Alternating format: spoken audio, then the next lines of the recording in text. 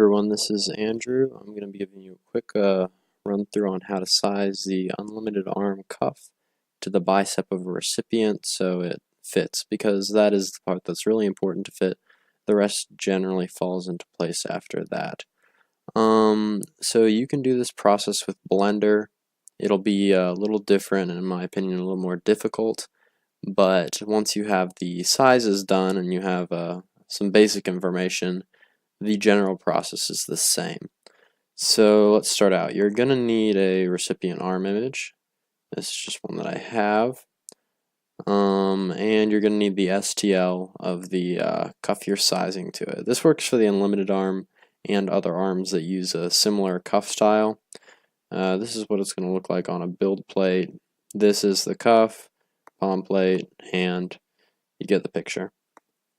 So what we're trying to do is get this cuff to fit the recipient's upper arm correctly. And this will obviously not be a precise measurement because biceps are different sizes, flexed and unflexed, but just if you get it within the ballpark, it should be okay, because this will be lined with foam that can either fill or squish in and make it so it fits the recipient.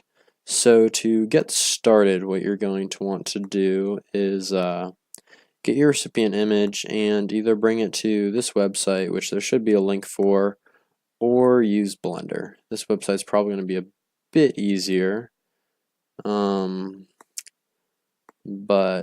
the process is basically the same after this. So what you're going to want to do for this particular website is get a reference. So you'll want to grab 2-inch lines, like I'm doing. Make sure your line is basically parallel with the ruler. And I know this is 90.01 of whatever units this uses, maybe pixels, who knows. So you're going to want to note that.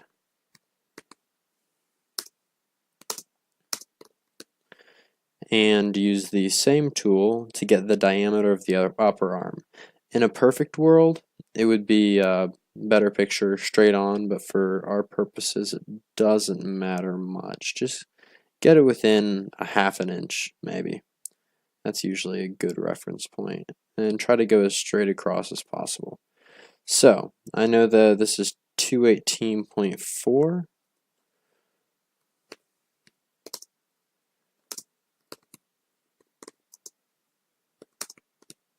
And let's see, in order to get that in inches, you'd do 218.4 divided by 90.01, and that is 2.4 inches. That'll be your diameter. You simply divide this value by this value.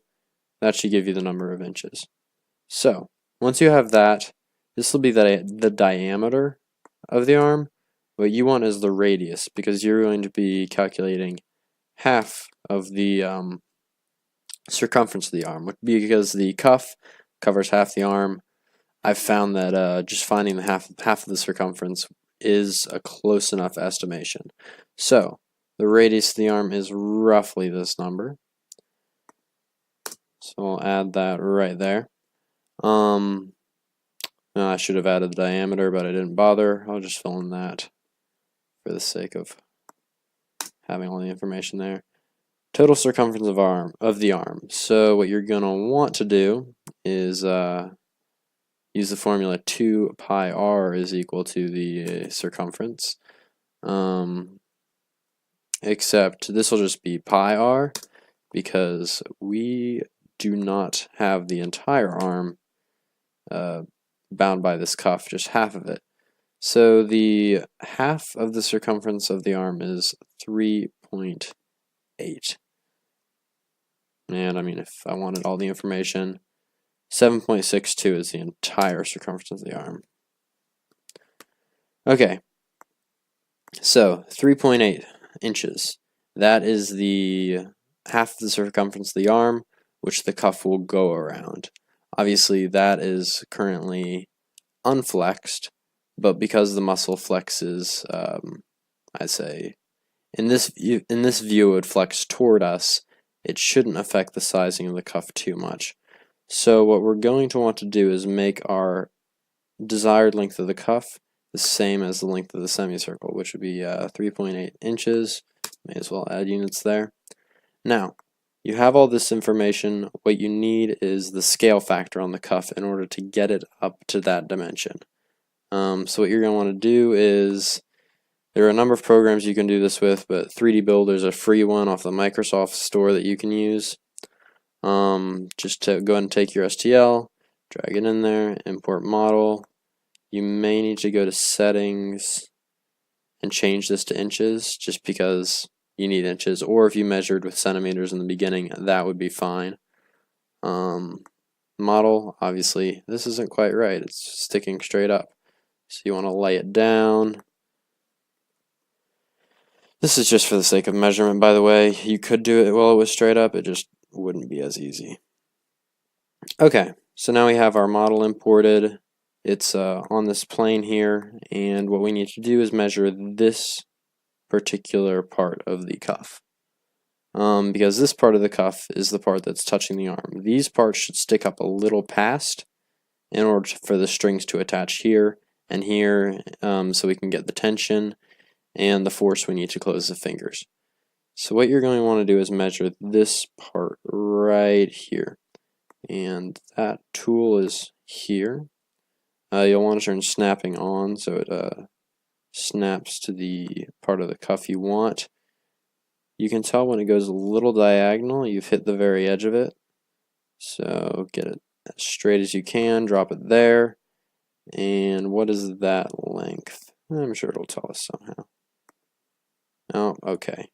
Oh wait, it told us up in the corner, but I got rid of it. My bad. Come on. Oh, not what I wanted. Why are you like this?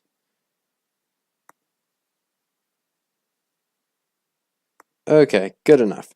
Drag that to there. Cuff is currently about 3.06 inches in width along the part that we want to be 3.8 inches. So 3.06 inches. I want you to get to 3.8 inches. Scale factor there, it would just be, I'll copy it for the sake of precision. This number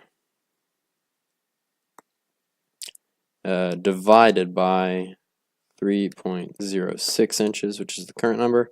So you have a scale factor of 1.24. 1.25, and well, there wouldn't be a unit on that. 1.25 would be your scale factor.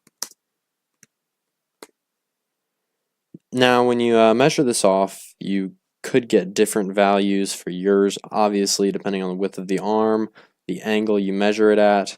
If you want to be very precise, take different images, calculate a scale factor for each of them, and then take the average. That's up to you. But based on this scale factor, either Alex or the current chair mechanical design will set up the print, or if you want to make the print, you can use MakerBot Desktop to do it, and you will scale every single one of these by that scale value simply by going into here. What was the scale factor? 1.25, which means this would be 125. And it's a bigger thumb for you. So that is how to do that. You would select all of them at once using Control A if you want to do this quickly. And that is my rundown on scaling. Thank you, and good night.